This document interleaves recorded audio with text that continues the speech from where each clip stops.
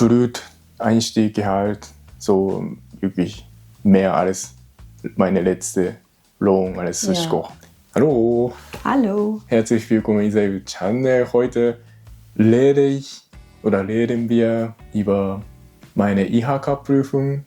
Ich habe im Januar IHK-Prüfung zum Fachinformatiker für Anwendungsentwicklung bestanden. Ja, deswegen. Danke.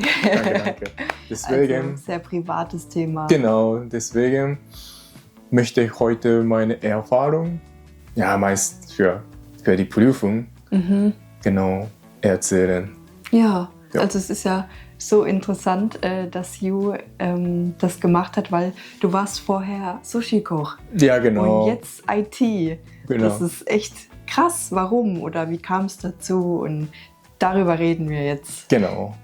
Also ich habe ungefähr 10 Jahre als Sushi-Koch gearbeitet. Sehr lang. Ja, genau. Damals habe ich eigentlich, wollte ich weiter arbeiten, aber als ich im Restaurant gearbeitet habe, also letzter Arbeitsplatz, ich hatte 6-mal die Woche gearbeitet und immer jeden Tag 3 Stunden Pause. 3 Stunden, finde ich. Was macht man in der Zeit? Ja, genau. Ja. Und dann zufällig habe ich YouTube gefunden, so Programming-Kurs. Dann habe ich angefangen, so damals Python, habe ich einfach selbst gelernt. Dann dachte ich, oh, das ist sehr interessant. Und dann, wir hatten damals im Restaurant so Online-Bestellungssystem. Dann sowas habe ich ein bisschen recherchiert. Ja, das war wirklich Dein Start? Genau, wirklich Start, so IT. Und dann später hatte ich eine Chance, so IT für IT zu lernen. Ja. Und habe ich Januar endlich IHK-Prüfung so zum Fachinformatiker für Anwendungsentwicklung bestanden. Respekt. Ja, wirklich anders. Und als du jetzt IT gelernt hast, Genau. so Anwendungsentwickler, gab es da etwas, was für dich besonders schwierig war? Also schwierig auf war Deutsch oder? auf jeden Fall Deutsch, so Vokabeln oder so Fachbegriffe. Für sehr schwierig. Natürlich habe ich fast nie gesehen. Sogar ich. In meinem Leben. Ja. Natürlich Deutsch. Aber zum Glück IT-Welt oder IT-War oder Vokabeln weltweit gleiche. Deswegen konnte ich zum Beispiel Firewall oder kann ich einfach auf Japanisch schauen, was bedeutet das, dann kann ich gut auf Japanisch lernen. So, das ist wirklich ein Vorteil, so IT Ja, du hast ja jetzt lernen. keinen anderen deutschen Beruf gelernt, wo man nur deutsche Begriffe hat, sondern du hattest viel mit Englisch zu tun. Ja, genau. Deswegen, wenn als Ausländer kann man wirklich gut lernen. Also hast du auch nicht nur auf Deutsch gelernt, sondern auch auf Japanisch gelernt. Hattest du deutsche Lernbücher? Ja, genau. Ich habe Deutsch-Lernbücher. Ja. Zwar habe ich gelesen, aber ab und zu habe ich nicht richtig verstanden, was sie meinen. Deswegen habe ich auf Japanisch gesucht. Ja. Und dann, deswegen immer, so für Test, Beispiel, ich habe auf Japanisch recherchiert, dann eigenes Board formiert, dann danach auf Deutsch.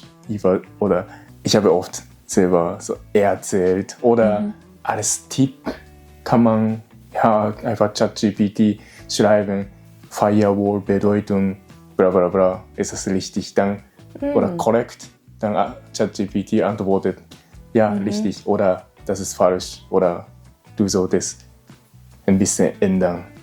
Dann habe ich wirklich gut gelernt mit AI zusammen. Fand ich wirklich gut. Das ist ja auch dann ein generell mega guter Tipp, dass man nicht alles stur auswendig lernen soll aus dem Buch, sondern seine eigenen Worte finden sollte. Dann bleibt im Kopf. Deswegen heutzutage kann man wirklich gut mit AI lernen. So nicht nur Input, sondern Output kann man deswegen, ja, nicht nur IT, sondern wenn man lernt, kann man gut mit AI benutzen. Dann, was du gelernt hast, einfach schreiben. Dann antwortet AI, dann kann man noch besser lernen. Also wirklich, AI hat mir sehr viel geholfen für die Prüfung. Ja. Und du hast eine Prüfung gemacht, so Schreiben und auch Projektarbeit musstest du auch machen, gell? Ja, genau. War irgendwas davon schwieriger für dich? Projektarbeit oder Test schreiben? Ja, Projektarbeit auf jeden Fall schwierig, aber ja, wenn man selber Projekt macht oder kennt man Projekt. Ja. Deswegen ist es nicht bei der mündlichen Prüfung war nicht so schwierig, weil ich einfach weiß ich. Aber manche Fragen sind ein bisschen kompliziert. Ja. Aber so über Projekt kenne ich, deswegen war nicht so schwierig. Aber ich dachte am Anfang, wie ich schreiben soll. Und das ist dann auch das, was du vorhin gesagt hast. AI hat dir zwar beim Lernen geholfen, aber es ist auf jeden Fall verboten, zum Beispiel in der Projektarbeit zu benutzen. Also ich habe vor 2 Jahren, 3 Jahren, so jemand hat vor 2 Jahren oder 3 Jahren gemacht, Projekt. Ich habe schon gemerkt, dass sie auf jeden Fall AI benutzt haben. Beispiel ein Abschnitt. Es gibt wirklich viele, nicht nur, sondern 4-mal, 5-mal, so nicht nur, sondern. Immer der gleiche Schreibstil. Ja, genau. Und plus Bindestrich oder Minus. AI benutzt sehr viel, deswegen man merkt alles Ausländer oder man merkt, hast du sogar gemerkt? Ja, genau, das fand ich komisch, deswegen beim Prüfung schriftlich finde ich gut, aber Projektarbeit, ja, ich weiß es nicht, oder vielleicht die Leute, die jetzt schauen, vielleicht schreiben IHK-Prüfung und ja, unsere IHK hat uns mitgeteilt, dass wir kein AI benutzen dürfen, deswegen so was schwierig, aber kann man machen. Ja, und wie gesagt, wenn man dann die mündliche Prüfung hat, wird man ja über das Projekt gefragt. Deswegen ist es immer am besten, wenn man es selbst macht. Ja, genau. Ja. Also auf jeden Fall selber machen und ja, bestimmt so Ausbilder oder Betreuer unterstützen euch deswegen. Genau. Ja. Gab es einen Moment, wo du so schwer fandest, dass du aufgeben wolltest, oder war okay?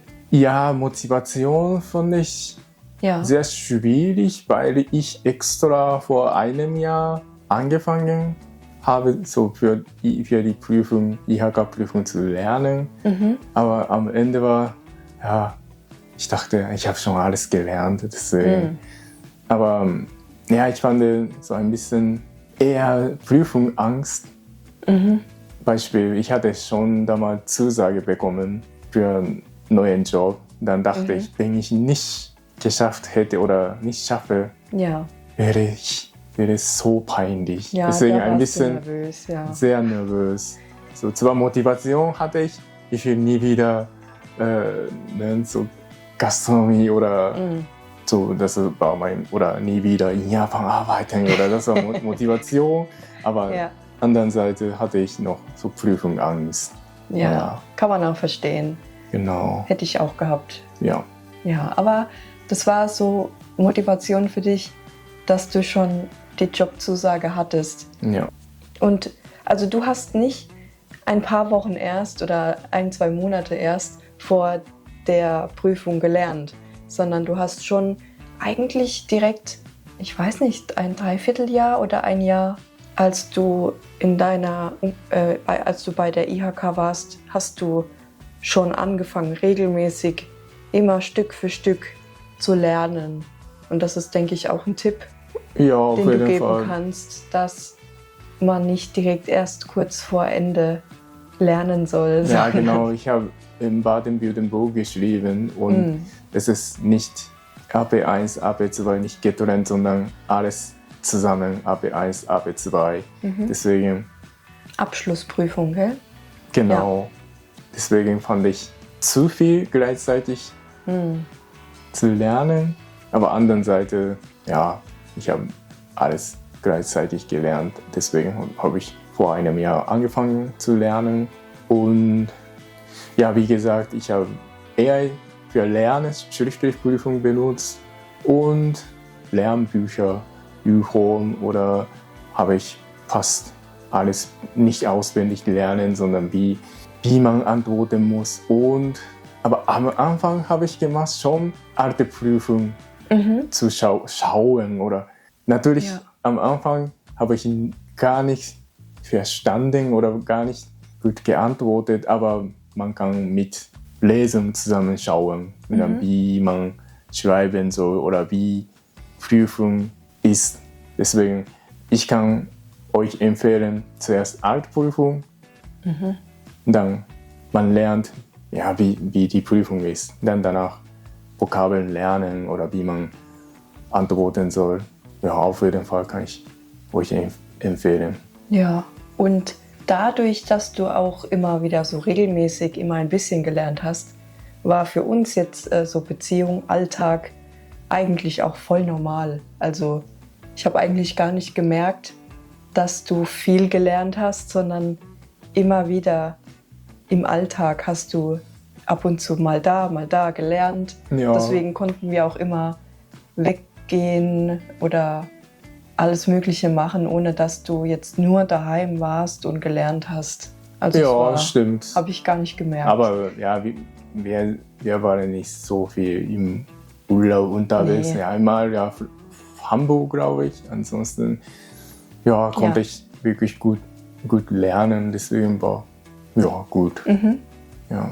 Und als du dann den Test bestanden hast, wie hast du dich gefühlt? Also, ich habe mich nicht so viel happy, sondern endlich fertig oder bin ich aber du erleichtert. Stolz. Ja, genau, ich bin stolz wirklich, aber nicht so happy, sondern endlich fertig. So gefühlt. Ja, keine Lust mehr. Ja, so. Wenn man so lange lernt, irgendwann mag man nicht mehr. Ja, genau.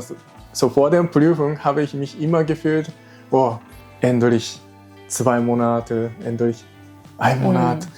Endlich nächste Woche kann ich endlich Prüfung schreiben. Ja, stimmt, wir haben oft über die Zeit gesprochen. Ja, genau. Noch eine Woche. Ja. Deswegen habe ich mich sehr gefreut, die Prüfung zu schreiben. Ja, auf jeden Fall. Es lohnt sich wirklich, so für Fachinformatiker zu lernen, weil so Einstieggehalt ist fast gleich wie meine letzte Lohn. So alles Sushikoch oder sogar ein bisschen mehr. Ja. So Brut. Okay, ich hatte Trinkgeld ein bisschen mehr, aber Brut, Einstieggehalt, so wirklich mehr als meine letzte Lohn als Sushi-Koch. Und du hast mir auch mal erzählt, dass, also du warst ja jetzt schon so lange Sushi-Koch und irgendwann gibt es halt keine Aufstiegsmöglichkeiten mehr. Also was will man dann noch machen? Du könntest dein eigenes Restaurant eröffnen oder so, aber das ist so viel Stress. Ja. Und du hast keine freien Tage. Das war ja auch ein wichtiges Argument. Ja, genau. Ja. Ich hatte damals, ich habe immer bis 23 Uhr oder gearbeitet und ich konnte gar nicht danach schlafen. Ja. Ich hatte Schlafprobleme und ich hatte noch körperliches Problem, Beispiel Rücken oder Fußgelenk oder ich konnte nicht so lange Zeit stehen oder stehen arbeiten. Ja, deswegen lohnt sich auf jeden Fall. Ja, genau. Also zum Glück kann ich jetzt gut schlafen. Ja, und fast 10 Jahre hatte ich keinen Feiertage. Respekt. Ja, deswegen bin ich wirklich froh, dass ich Homeoffice machen kann oder ich konnte nicht so alles Sushi-Koch kein Homeoffice machen. Deswegen. Auch ein Vorteil. Ja, genau. Ich bin jetzt flexibel und trotzdem fahre ich jeden Tag ins Büro, aber... Ja, wenn man aber halt mal einen Termin hat oder nicht so viel los ist oder man sich vielleicht nicht so fit fühlt für ins Büro, dann kannst du jetzt mal von zu Hause arbeiten. Genau. Deswegen bin ich jetzt wirklich froh. Ja. So, also für Ausländer, wenn sie in Deutschland nochmal was Neues machen wollen, irgendwas Neues lernen, neue Arbeit, würdest du es empfehlen?